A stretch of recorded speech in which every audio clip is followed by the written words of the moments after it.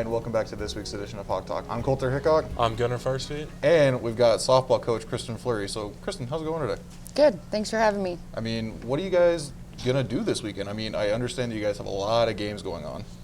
Yeah, we host Valley City this weekend in a 4-game series on Friday and Saturday. So we're excited about that, to be back at home. You know, we haven't had the opportunity to be back at home, and I mean, who knows how long it's been since we've been home. So over a year, but we're excited to be at home and sleep in our own beds and get up and play Valley on Friday and Saturday. The weather's supposed to be gorgeous, so we'll take that. You know, I'll be there. So if you need someone to yell at the umpire, I'll always take that. I'll take the bullet on that one for you. Sounds good. Might be a couple hostile people in the crowd since it's Valley City. That's all right. Great way to open up at home. That's all right. We need to get a good crowd out there. Obviously, be respectful to the opposing team, but if we can get some fans out there to rally behind us. You know, we were out in Waldorf this past weekend, and I think that first game that we dropped 3-2, I mean, they had a great crowd, and they were heckling us, and, you know, it makes a difference. So we're excited to, again, be at home, and hopefully we can get a good crowd. So, being the head softball coach and also the assistant AD, how are you juggling both, being such a busy spring with so many sports going on at the same time? You know, it's been tough, but I think we just have a great support staff. Coach Stanton, myself, Coach McCarville, Watson, Coach Nelson, everybody's really kind of stepped up and taken on a role with home volleyball, home track, home football, hopefully home football, you know, everybody being in season. So, you know, we've just kind of all worked together and divvied out the duties and have made it work. Good. So how long have you been in DSU softball for your career? You know, this is my 12th year as a head coach. I was an assistant for 2 years and I played for 2 years. So good 16 years, I guess. So able to stay in Dickinson, so. Yeah, it's, you know, the community in Dickinson has been huge. You know, I think it's a special place, right? Like, I think you guys can attest to that as being athletes here and being here. Anywhere we go in our conference, you know, we just don't have that same, the other teams just don't have that same support that we have in Dickinson. And outside the softball field, you know, it's just the families that you meet and the support you have has been huge. Yeah, part of the Hawk family, so. Absolutely. So as far as the season goes this year, any new faces? Lots of new faces. You know, after last year with our season being canceled or postponed or whatever you want to call it, you know, we were able to bring in 7 new kids. We didn't lose anybody. So we brought in 7 new kids that have been huge for us, you know, and they just kind of built off what we started last year. You know, there's a lot of them getting a lot of playing time for us. On the mound, Maddie Peralta, she's done everything we've asked her to do. You know, we've fighting through some injuries right now. You know, injuries, non-COVID sicknesses, just, you know, your average cold, flu and stuff. So we've had a lot of kids step up and have got some good innings for us. Now, in the very beginning preseason coaches poll, the Hawks had the #1 spot. Do you think that kind of put the target on the Hawks' back at that point? You know, again, it's a political thing, right? Like, it's just everybody's opinion in the conference, you know, and you got to play the game at the end of the day. I think our conference season is tough. We play 4 teams back to back to back to back.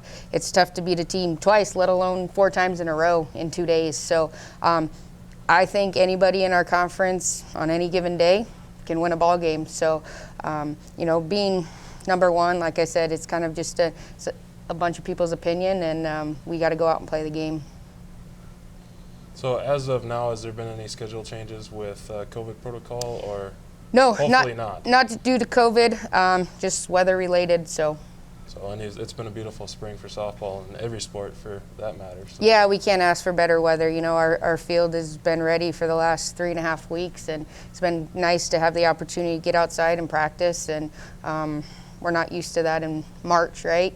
We're hoping that we get this first series in of conference play early April, but knowing that we've been out there already on the field for 3 weeks, it's been huge for us. So, Coach Fleury, you've been on Hawk Talk before, so you know we ask some fun questions around here, but I got to ask you. You got a lot of like dancey softball players on the TikTok app, you know. So if you were to pick any softball player, you could be the manager, Hillary Moberg, anybody. Who would you pick to win in a dance battle? You know, Mia Rogerson, she's pretty active on that. You know, she's kind of the spearhead behind those TikToks. But, you know, I think I have to give it to our GA, Whitney Messi.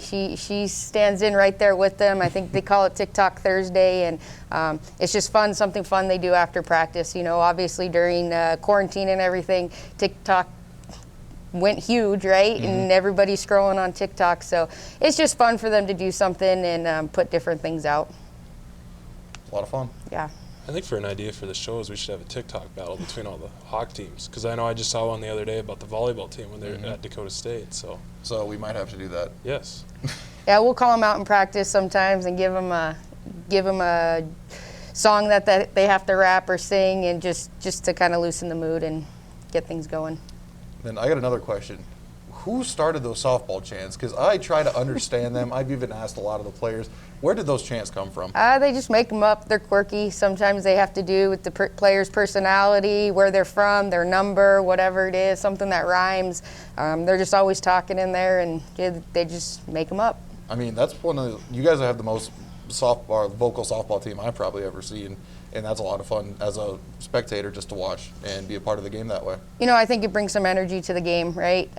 When you go to a baseball game, it's quiet. They say a few words, come on, bud, and that's pretty much it, you know. But our kids are always talking, and that's, you know, like I said, brings some energy to the field. Yeah, and that creates a tighter team bond too. So it's Absolutely. Great to see. You got a question? No, not off the top of my head. So, like we had talked about, you guys have 4 games against Valley City this weekend. What are they looking like? What are you guys most looking forward to seeing from them? You know, Valley's a tough team. They got solid pitching. They put the ball in play. They don't make a lot of errors. You know, this is the first full season that Coach Matson's been there. They had kind of a partial season after a coaching change last year, but you know, I think it's going to be a tough matchup for us. I mean, I'd say 1 and 2 in the conference going at it. You know, we're fortunate we're at home, right? So like I said, if we can get that crowd, but it's going to be tough for us, and like we're battling some injuries. You know, we got some top kids out for us, and other kids have stepped up and helped us find ways to win, and we're just going to have to be on our best game all 4 games, and I think it can go either way. Do you think a lot of spectator help is going to deal with that? Oh, I think that'll be huge. I mean, you know, we've played on the road our first 21 games, right? So, and we've had some fans travel with us, but I think it's going to be huge for us to just rally behind the kids and show them the support and let them know that we have the support from our community and our other student athletes and students and faculty on campus. So that would be huge for us. And then lastly, Coach Fleury, sorry, just so excited about asking this last question. As you know, being on Hawk Talk, our last question is, what does DSU mean to you? But I got to switch it up a little bit because you're kind of a frequent flyer around here. So if a recruit were to come in right now, why would DSU be their best choice to go to? I think it's just, like I said, the community, the university, the connections we have, the support. You know, we understand that in the softball side of things, is it perfect, right? No. We always joke, like, especially our West Coast kids, why would you want to go play a spring sport in the coldest state in the country, right? Like, so I think they come for something to be bigger than themselves, you know, and there's just the support and the family atmosphere that they get here, I think is huge, and just the experience that they get. And once again, I can't say enough, the people are what make this place. I mean, that's probably one of our most elaborate answers on this show. I mean, that's your first time ever hearing what is that question, but Yep, that is. So that was really awesome to get a different perspective and try to answer that question a little bit differently. Thank you. So, Coach Fleury, thank you very much for coming on. It's been a lot of fun. Thank you. Thank you for having me. We're excited for the season. Yeah. Make sure you come to the softball games this weekend at the softball field, right by DHS. Gunnar and I will be right back right after this. Here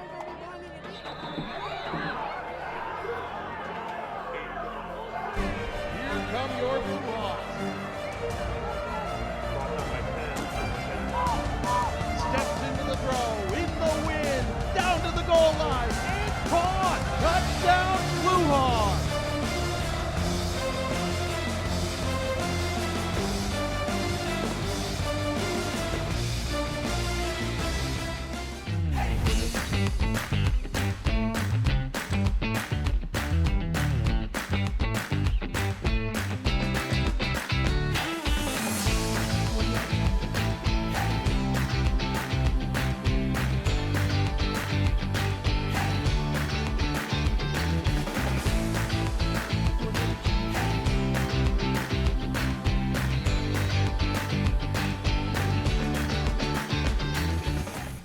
welcome back for the recap. Sorry it was a little bit of a short episode. We just wanted to get Gunnar here. As you can see, this isn't Kenzie. We just wanted to get him with his feet a little wet, interviewing. So how do you think it went with Coach Fleury? I think it went good. I need to be prepared for questions more often because I kind of stalled out there for a second. But it's what happens your first time. It happens. But we did have a lot of things going on this past weekend. So what happened in football?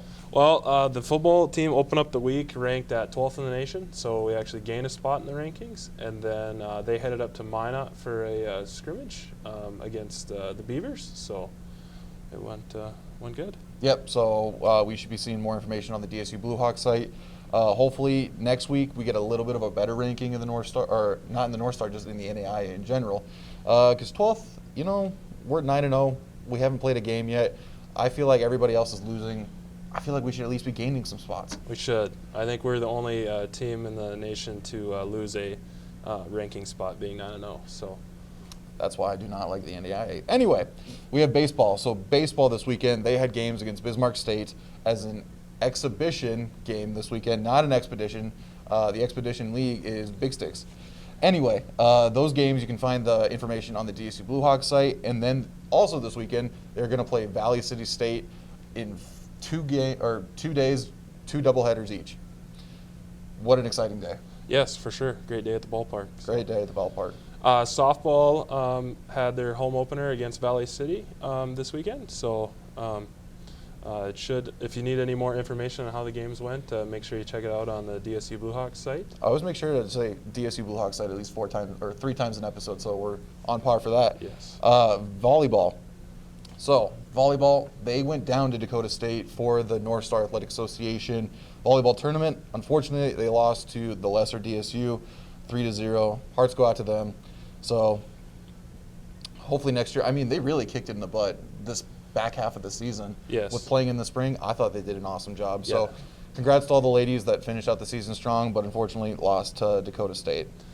And track. So track headed to a meet in Laurel, which was the Rocky Mountain and MSUB invite meet, as well as they headed to Spearfish. And I guess a positive note out of that was Martin Farver ended up being the NSA Field Athlete of the Week.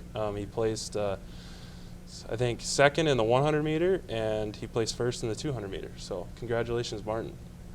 Yeah.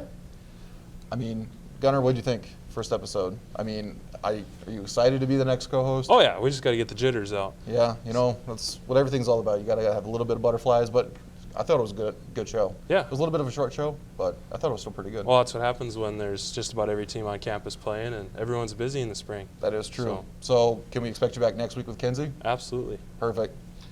I unfortunately will be off camera for this one. I just got to make sure that Gunnar is going to be top notch for when Kenzie leaves and he takes over. Thank you to all the fans that watch. Thank you to Consolidated Channel 18. Thank you to the DSU Heritage Foundation. I mean, without any of those people, we wouldn't have a show. So I just want to thank you. You can follow us on Twitter. Our Twitter is @DSU Heritage Fund, and our Instagram @DSU Foundation. Thank you again to everybody. We will catch you next week. And until then, Hawks are up.